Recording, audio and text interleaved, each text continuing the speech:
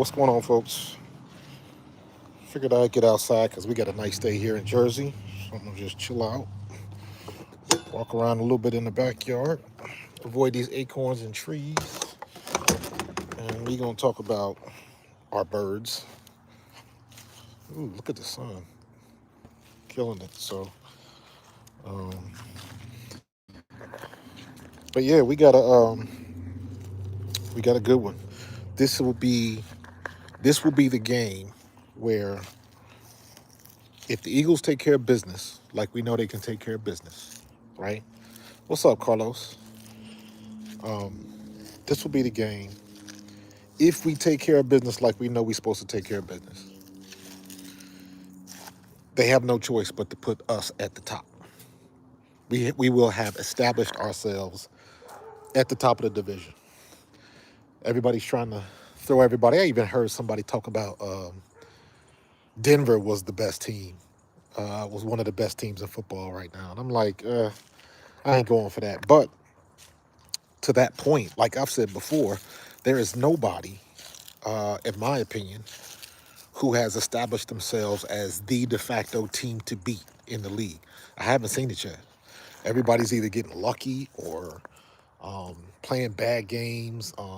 Obviously, we went down to Denver and we went down to the Giants, and then we went back to the Giants and we flipped it. We got it right. So I think after having the bye week, after everything that Howie Roseman did with the additions, Jair Alexander, Michael Carter II, all of that, if we play well in Green Bay in the elements, because it's supposed to be cold, we will have established ourselves as the top team to beat in the league, in my opinion. Kansas City's had their issues. We've had our issues. Washington is out of the picture with their quarterback going to be out for about probably at least another 2, 3 months. They might even shut him down for the year. So it's a shame, but that's the way it goes. So we'll see with that. We all know what's going on with Cleveland. Seattle is pretty good, but I don't think Seattle is better than us. But in my opinion, it ain't about who's the better team. We better than a lot of teams on paper. On paper, but when it comes to stepping on the field, have we done what we had to do to just put it out there? Are the optics there? Like Philadelphia is hard to beat right now. That game against the Giants, if we would have had, I don't know, 2 or 3 more games like that, then we would have had this conversation. Or at least the conversation would be in our favor. But we haven't. We've been very up and down. I used the joke saying that our offense has been bipolar. Um, Got a lot of ASMR going on, walking in these leaves and all this stuff. It is kind of therapeutic though. But if we would play like that for a couple of games, it'd have been a little bit easier. But we didn't. We had to struggle. We've been bipolar as well, um, and we got to get it together. And this is the game to get it together. We got all the pieces. We got all the free agents. The free agents have got to play well, and everything's got to click. And I'm saying that not that it can't do it later. I'm speaking specifically about the optics of it, how everybody else in the league looks at the Philadelphia Eagles. And that will change one way or the other, depending on how we perform in Green Bay. How we perform in Green Bay. We already know the history with Micah Parsons, with him in Dallas. So there's going to be a little bit of that. But for the most part, um, we've got a good history handling Michael Parsons. We know how to attack him. Um, we know the best course of action against him. Now, Kevin Patullo, he's been around long enough to see how that works. So I'm expecting him to put on the show. So, but we'll see what's going on. Um, yeah, Rock, the offense has been on fire since Minnesota. I agree. I agree. But I'm still looking for a little bit more consistency, right? Um, the Minnesota game was good, but in my opinion, it was the Giants game where we got the passing game and the running game going on the same day. That's the key, in my opinion. If we can consistently get the pass and the run going in the same game, like we know it can, there's no question who the better team is. No question. Right now, in my opinion, the best team in the league right now is the freaking Colts. The way they've been playing, once again, I still think we're better on paper, but on paper, don't do anything. Y'all can go back and look at my videos early in the season. We just paper tigers until you put it down on the field. And a couple of those games, a couple of the early games, and yes, they were early, but a couple of the early games, a play here or there, a call here or there, and we could be having a totally different conversation. But you could also say that about a lot of teams. So, you know, but it is what it is. Um,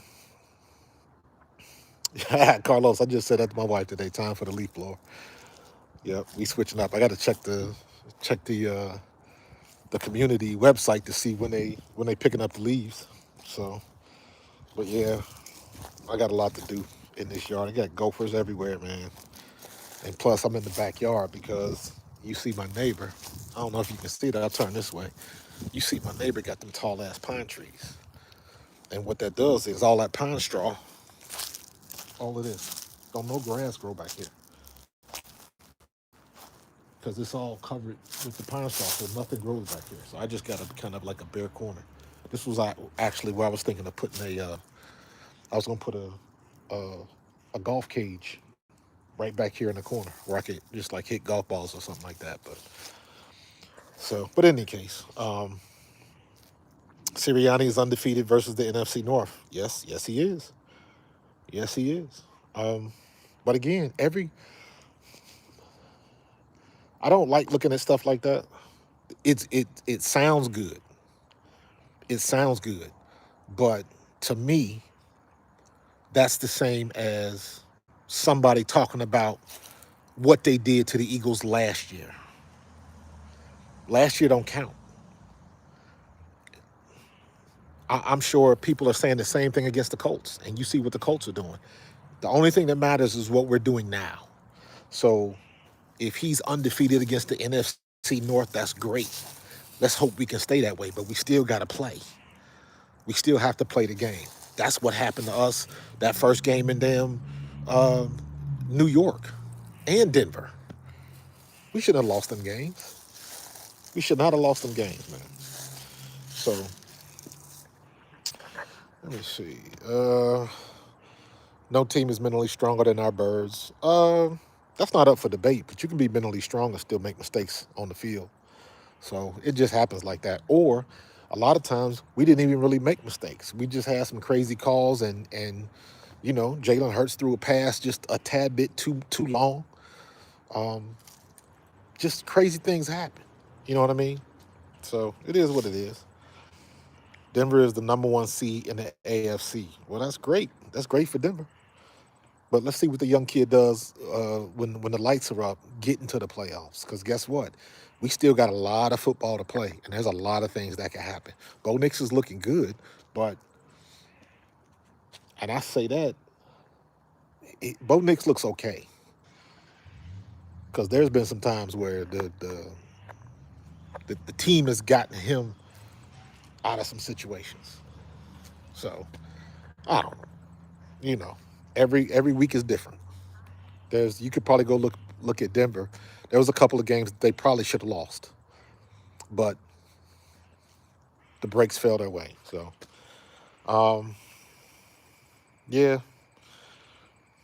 I'm gonna be streaming the game on Monday night. Matter of fact, I'm gonna be putting out some more promotions today. I'm trying to see if I can get connected with Tom Grossi because he's a Packers fan, and he rated my channel that one day. This joker was getting like 5,000 and 10,000 people watching his live stuff, man. So I'm like, dude, let me tap into that. But in any case, I will be going live for that game, so should be fun. Carlos, not to change the subject, but kid committing suicide after a police chase seems off to me. Yeah, it was. I talked about that the other day. Um, I don't know if there was a situation with his something was going on with his girlfriend, because you just don't go on like what. Let's say okay, there was a police chase. I saw the video clip of him getting on the highway. Them two clips. I saw that. Right. So the question is reverse engineer it. What led to that?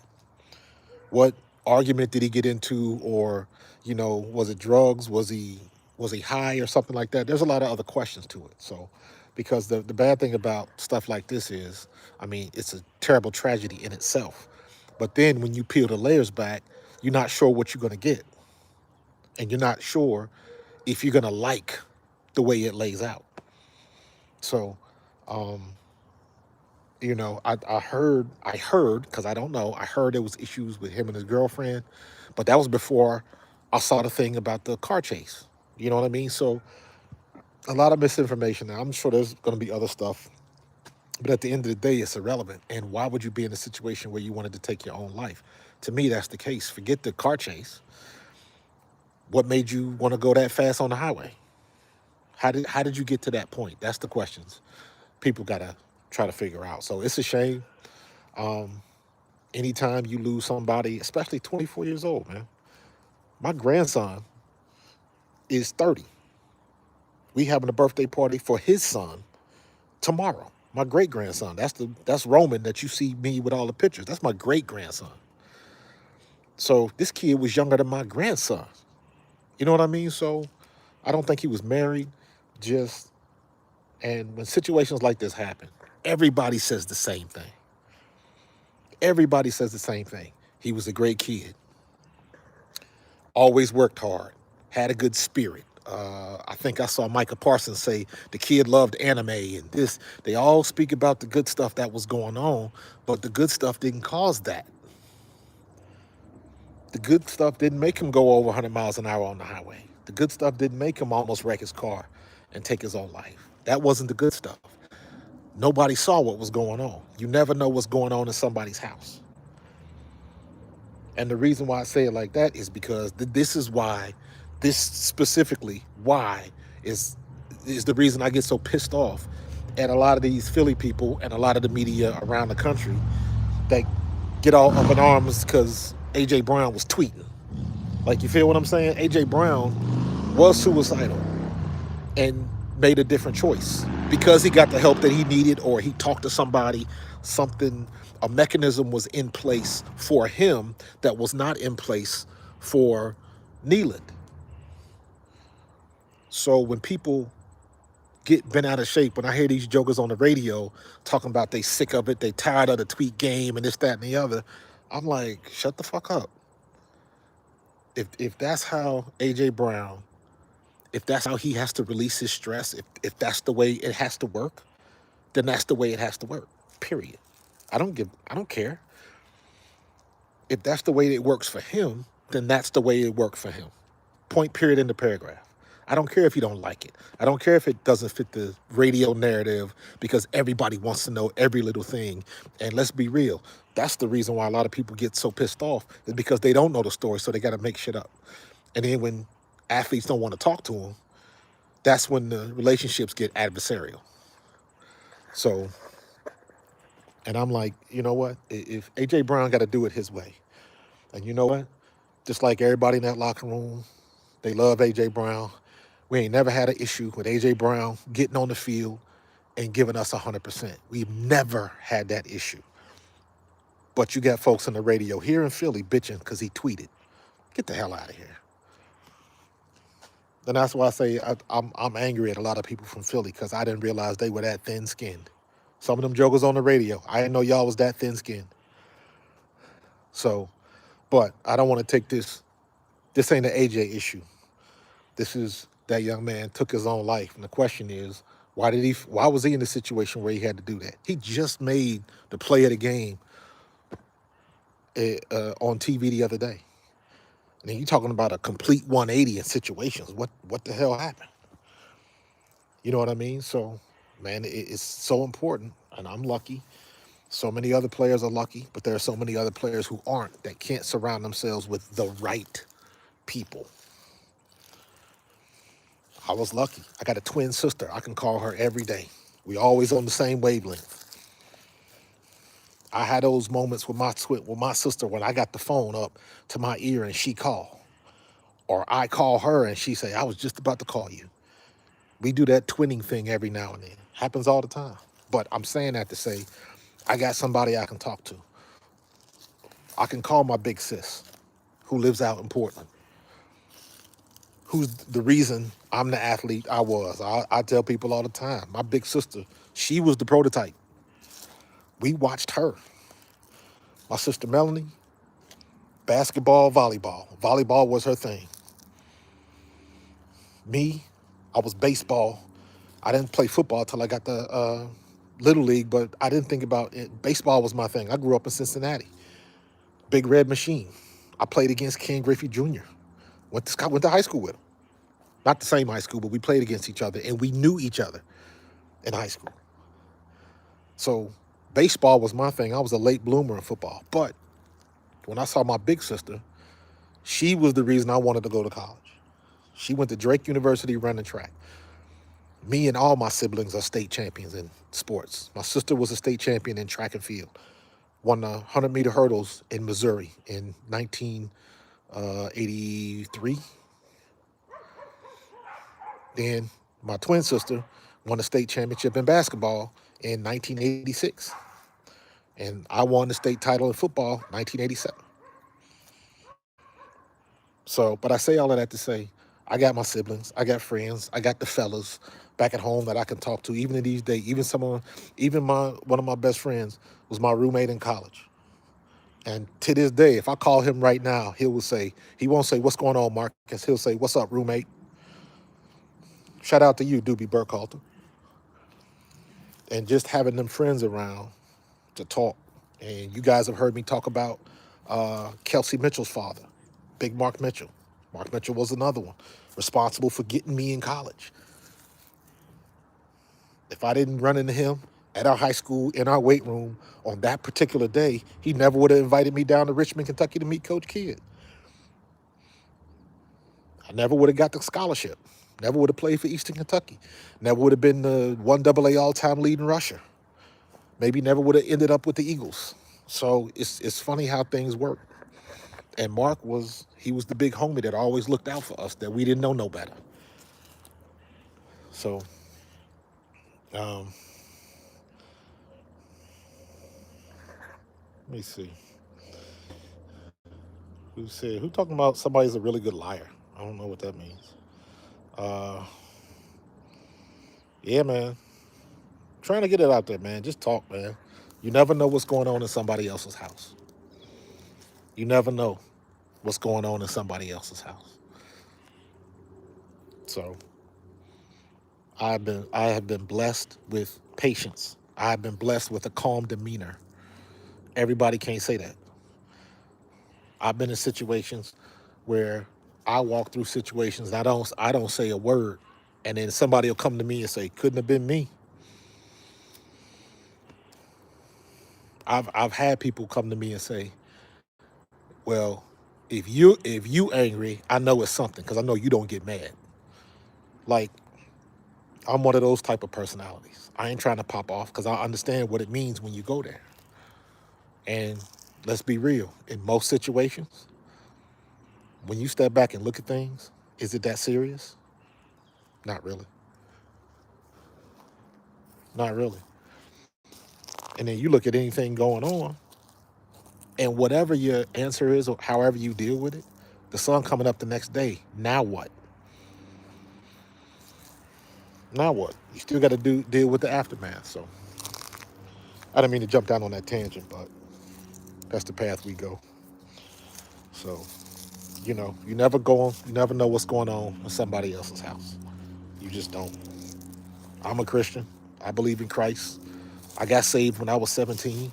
That don't mean that I'm perfect, but I do understand and I recognize and I know there's somebody higher than me. So I know how to pray. I know how to pray for people. All of that. But sometimes.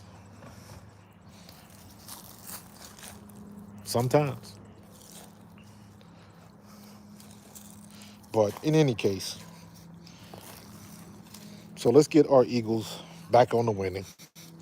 Matter of fact, you know what I might do? I might have to send old boy send N'Kobe a message like, man, N'Kobe been there balling.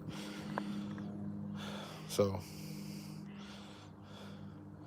what's up, Danny? I see you in there, Cowboys fan. How I get a Cowboys fan following me? I hate the Cowboys, but I don't hate the Cowboys.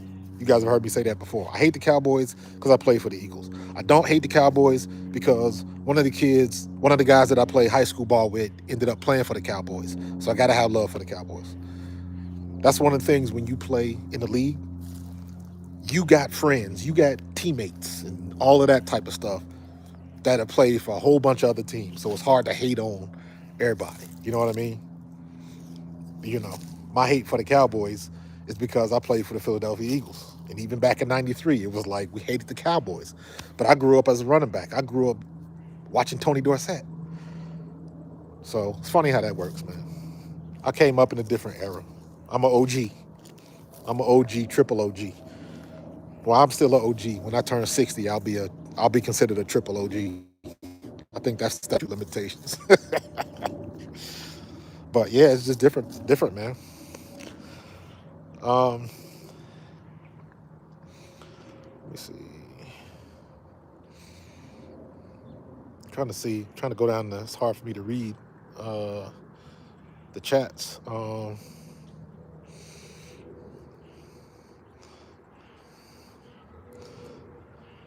Empty the tank with the Holy Spirit. I'm learning. Amen, Eric. Absolutely, bro.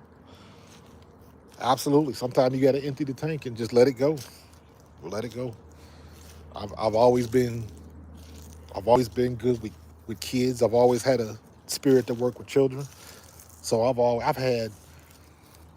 I remember I was at some of my grandkids, and some of my grandkids are mixed, right?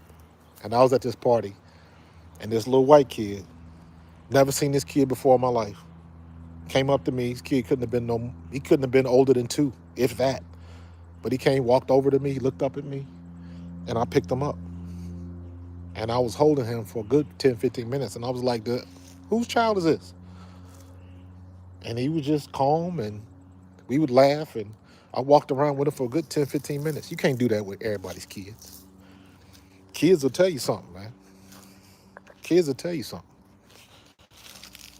So I still have, sometimes I run into kids I used to teach when I used to do the youth ministry at my church. So, it's honoring, or it's humbling, I should say, when I see some of the kids that I used to teach, and some of them are doctors and lawyers, and like doing their thing, and knowing you had a small part of that. Even the kids I used to coach. Jihad played. I didn't get a chance to coach Jihad Campbell, but he played in my organization, and I knew people that knew him. He played directly with one of the kids that I coached directly. So I still have that tie. And the kid that I'm talking about, his name is, shout out to Devin Leary at Timber Creek High School. Him and Jihad played together. Devin had got drafted and signed with Baltimore. So there's like 2 or 3 kids that I coached that got drafted just to have that full circle moment. So, Eric says, I hate the Cowboys, but I hate even more when they suck. Eric, listen, man, everybody get a turn, bro. I played with the Eagles in the 90s, son. In the 90s, we were not very good. We were at the, I was at the end of the of the mess. You feel me? 93, we were 4-1. We were 4-1. We were looking pretty good. We had Herschel. Randall was playing well. We had just drafted Victor Bailey. The defense was still a defense. Seth was still doing his thing. Clyde Simmons was doing his thing. Willie T was doing his thing. Eric Allen was doing his thing. Andre Waters, Wes Hopkins, Byron Evans. Mark Bavaro was on our squad. We had a squad, dude. We had some good players. And then in game 5 against the Jets? That's when Randall tore his knee. That's the famous game where Randall tore his knee, and Eric Allen had that crazy pick 6 against the Jets. And as he scored, Randall was coming out of the tunnel. That game. that game. So, we had it. And once Randall went down, we had just signed Bubby Brister from Pittsburgh. Um, but Bubby hadn't been with the team long enough. He didn't know the offense. So he got kind of thrust in there. He was drawing stuff up in the dirt because he didn't know the playbook yet. He hadn't been here long enough.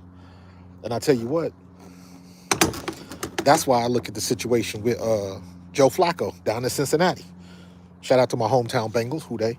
Um, when I look at what Joe Flacco did going down there and just winning games right off the bat, and even though they didn't win the game, dude, your second or third week you throwing for 457? What? And you don't even know the offense yet? That's a good dude, man. So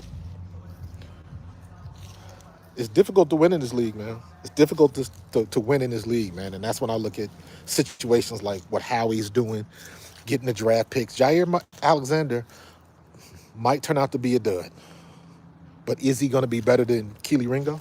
And I feel bad because Keely Ringo was somebody I was rooting for big time. I just knew he was going to come in and wreck shop. It just didn't work out. That's the way it goes sometimes. That's the way it goes. Yeah, love Eric Allen. Eric Allen was my dude, man. I was trying to get EA on the podcast because I know some people that know some people that know some people. So I was trying to get EA, but when that announcement came out about him going in the Hall of Fame, I was like, woof, them phone calls, yikes. They get the more popular somebody gets, especially when they put that gold jacket on, man. Sometimes it seems like they're unreachable, but I'm going to keep trying. I'm going to try to get some of the guys that I play with. I'm going to try to reach out and get like Clyde Simmons, and I'm going to try to get Seth on here again. I've had a chance to be on other people's podcasts with Seth. And like when I go back and forth with Seth on Twitter, he acknowledges me and, we'll go back and forth. I tried to get Trot on one time and the timing was wrong. That's a funny story. He had agreed to come on my podcast, and this was a long time ago. He had agreed to come on the podcast, and I called him the night of, and he had just completely forgot. He was in Puerto Rico opening up a hotel or something. And I was like, oof. I remember the best story. I called Brian Baldinger. Brian Baldinger called him. It's like, hey, Baldy, what's up? Hey, holla at you. I ain't talked to you in a minute. Just saying, what's up, bro? What's going on? He was like, hey, Marcus, kind of busy right now. I was like, my bad, man, nothing. He said, we call Baldy the travel dog because Baldy goes everywhere. I said, what's up? What you up to? He said, I'm rock climbing with Rich Miano in Hawaii. I'm on the side of a mountain right now. Oh. Stuff like that, man. So you get into situations like that but Baldy's my dude, man. Baldy's been a dude. Been a friend for a long time.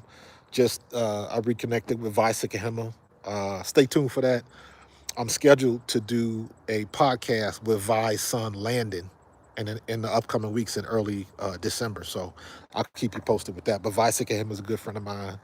I would love to get the Hall of Famer Harold Carmichael on, but Harold's a triple OG, man. Harold don't like to talk on podcasts and stuff like that. So I'll respect his wishes. You guys have seen my pictures. I got a ton of pictures with Harold Carmichael.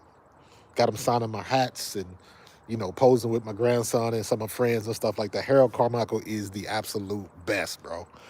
But he'll tell you, I ain't talking on no podcast. So I definitely got to hook up. My goal is I want to hook up with Ike Reese, and I want to hook up with daggone it, what's my man's name? I just saw him at the Super Bowl party. He got a bunch of pictures with him and Kelsey, Jason Kelsey, the tight end. Why do I always blank on his name? The reason why I want to get him, and Ike, is because we all from Cincinnati, Ohio. Ike is from Cincinnati, and God, why do I keep forgetting his name? Dude's from Cincinnati. I feel bad now. It's a shame. But yeah, man, I want to get all them jokers on. I got Jason Kelsey on tape saying he was gonna come on my podcast. I knew he was just bullshit now. So But yeah, this is fun stuff, man. So try to make it light, try to make it a good time, man. So I definitely wanted to stream, but it ain't breaking news like it was last week, and I was shopping in ShopRite. But just want to talk about our birds for a while. We got kind of sidetracked with the kid down in with Marshawn kneeling. Prayers out to his family, and there's answers still coming. But Eagles gotta handle their business, and we need all three faces to click again. We don't need no mistakes. We don't need just play like we know how to play. It's that simple. This ain't complicated. Play like we know how to play. Everything else will take care of itself. All right. Um, hey, I've been rocking and rolling for 30 minutes. Been walking around in the backyard for 30 minutes. I got my exercise in. You know what? I think what I'm gonna do coming in the future, before it gets stupid cold, I think what I'm gonna do is I'm gonna start. I might start doing like once or twice a week. I might start doing a very, very early stream, like 6 or 7 in the morning. And I might just start coming out here, just like jumping rope in the morning, doing like a little exercise thing, and I might stream it. Cause I gotta lose some weight. I gotta lose some weight. I'm almost the shit. I'm the size of I weigh more than damn. I weigh more than damn Phillips, Jalen Phillips. I'm damn near two. I think I'm almost 260. I think I stepped on the scale. I was 259 the other day. I was like, nope, nope, nope, nope. So I got to get moving. And it's because no other reason is because I'm sitting in front of that computer all the time. I do it for my job. Then I'm streaming, and when the little boy come over, when my little man Roman come over, I'll run around with him. But that don't happen enough. So I gotta get it together, man. Gotta get together. No excuses. I got a whole backyard, that I can do it. So I'm gonna move my stuff. I'm gonna sweep off this concrete. I got my all my barbecue stuff back here, but I kind of got it pushed to the sides and closed up. Um, but I got plenty of room where I could get my pad over here and I could start jumping rope in the morning. I think that's what I'm gonna start doing. I have to start exercising again. I got to lose some of this weight. Goal is to get down to 230. That's the goal. So ain't nothing to it but to do it. If you want to lose your ass, you got to move your ass. Facts. So uh, yeah, I remember Danny. We talked about that. Absolutely. I think Alexander just working his way into game shape. I agree. He missed camp, so let's hope he's rusty. He's definitely going to be rusty, but it's about getting comfortable. He's been in the game long enough to know how it works. He knows how the sausage is made. He knows what it takes for him to get himself ready. Guys like that, guys that have been in the league 5, 6, 7, 8 years or more, it's all about up here. It's all about understanding where they're supposed to be, not thinking on the field because you got to learn a whole new system. You got to learn Vic Fangio stuff. You know what I mean? So I know he can play. He'll play better when he's comfortable in the scheme that he's in. So that's where it clicks. So yeah, Eric, I was doing that for a little bit. I was doing good. So like I could wake up, I would make me like some apple cider vinegar tea, um, or some coffee, and then I wouldn't eat anything until after 12 o'clock. I was doing that, and I gotta start stopping my eating at like 8, 9 o'clock. Because I'm one of them dudes. I'll be on a computer. I'll be working on a project till like 1, 2 in the morning. I got to be up at 7, but I'll be up late and I'll be snacking. And then now I'm at my age, like I'll be sweating in the bed at night, and I know that's blood sugar. So I gotta, and all of it comes from the weight and all of that type of stuff. So I gotta get it together. Gotta get it together, bro.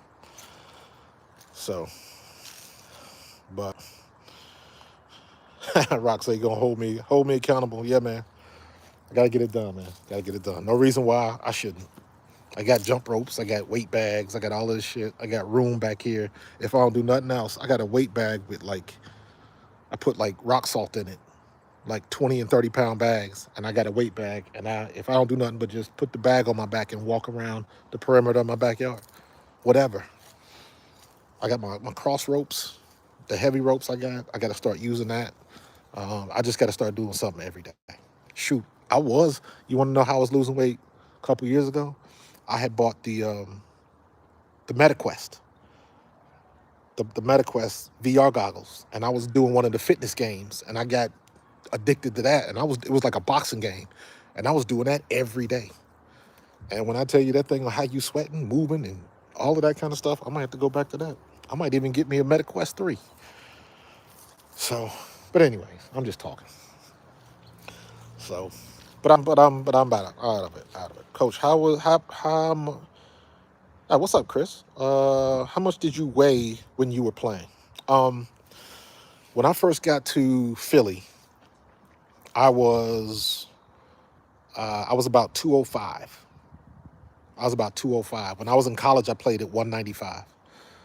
But I thought that was a little bit too light in the pros, so I kind of bulked up going into camp, and I bulked up to like 205. And that was pretty good. I was still fast and a little bit more strength, and you lift and all of that kind of stuff when you get there. So put on a little muscle. When I went to the World League, I bulked up to 225. When I got signed to play in the World League, I bulked up to 225. I went on this crazy campaign, man. That's when creatine hit. And I was doing creatine, I was doing heavy protein. I was doing like 2.2 grams of protein for every pound of body fat. I was working out twice a day. I was ripped. I was 225 with 8% body fat. I was ripped. And then I went to the World League. That second year I went to the World League. Um, and I had a really good camp. But what did it for me, what made me back off was we were in camp, and I popped off like a 40-yard touchdown, right up the middle, right up the gut, just took off on him. And when I scored that touchdown, I thought I was going to die, and I was like, this is too much weight for me. So I backed off. I ended up backing it down to like 215, 220, and then over the years, age will catch up with you. And just slowly but surely, I'm not in the gym. I'm not doing that kind of stuff. The last thing I did um, of any value fitness wise was, I don't know, that's about 7, 8 years ago now. I did a Spartan run down in at Citizens Bank Park. Me and one of the girls I used to work with at Apple. Um, Me, her husband came, my wife came, and it was me and this girl was a beast, man. Shout out to you, Siobhan. She was a beast. Young girl. Siobhan was like 24, 25 years old. Um, just crazy shape, crazy shape. And we ran it together, and I finished it. And I couldn't do nothing for the rest of the week. But I'm saying all that to say, I gotta get back in shape, man. I gotta get back in shape. So yeah, Rock, that MetaQuest boxing is serious, man. It's serious. It's serious. But got to get it together, man. Got to get to the doctors, get my prostate checked, get all of the regular, especially blood pressure, especially for black men. You know how it is. You know the message. This ain't nothing new. You heard it before. So I'm gonna got to get on that tip, man. So I can run behind that little Roman boy, my little grand boy. Got to chase him around now. So, but all right, I tried to extend this to about 40 minutes, and I did. I'm going in the house. Give me something to eat. When I walked out, my wife was on the phone. Got to check in with my sister because my mom had to go to the hospital. Got to make sure she's okay. So, but all right, man. Um, I will see you guys Monday around 7. Is what I think the game starts at 8:15. I'll probably start my live stream around 7ish, and then we'll do it there. So, holla at y'all later.